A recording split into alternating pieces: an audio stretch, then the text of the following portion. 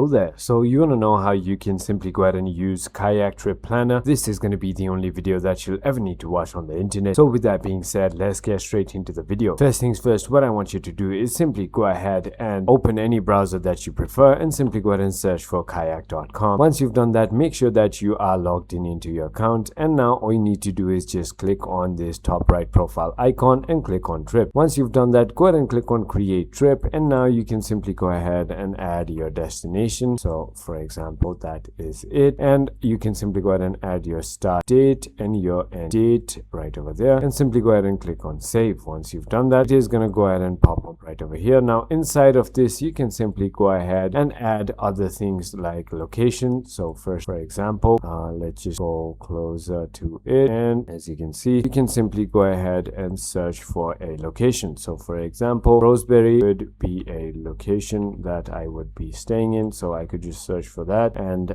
simply go ahead and add note on that as well. And all you need to do is simply go ahead and click on that. It will be just saved like that. And you can also go ahead and add other locations if you want to. You can also go ahead and add flights to it if you want to, hotels to it if you want to, and that is about it. I hope this video was helpful to you. If it was, hit that like button, and I'll see you on the next one.